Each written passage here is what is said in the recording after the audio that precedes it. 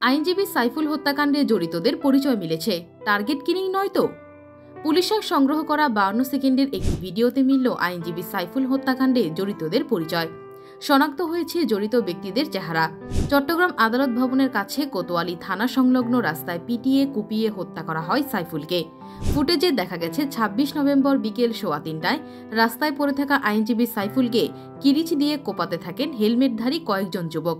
Video ফুটেজের সূত্র ধরে তদন্ত সংশ্লিষ্ট কর্মকর্তারা জানান, ধারালো অস্ত্র দিয়ে আইনজীবী সাইফুলকে কোপান ওম দাস, চন্দন ও রণব।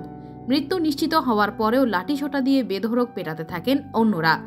হত্যাকারীদের মধ্যে বেশিরভাগই পরিচ্ছন্নতা কর্মী, একজন একটি বেসরকারি বিশ্ববিদ্যালয়ের আইন বিভাগের শিক্ষার্থী। সাইফুল হত্যাকাণ্ডে মোট 25 থেকে 30 জন অংশ নেয়। ইতিমধ্যে গ্রেপ্তার করা হয়েছে বেশ কয়েকজনকে। ঠিক কী কারণে সাইফুলের ওপর এতটা নৃশংস হলো খুনিরা? সাইফুল শুধুই কি সংঘর্ষের বলি, নাকি এটা কোনো টার্গেট কিলিং? সময় বলে দেবে উত্তর।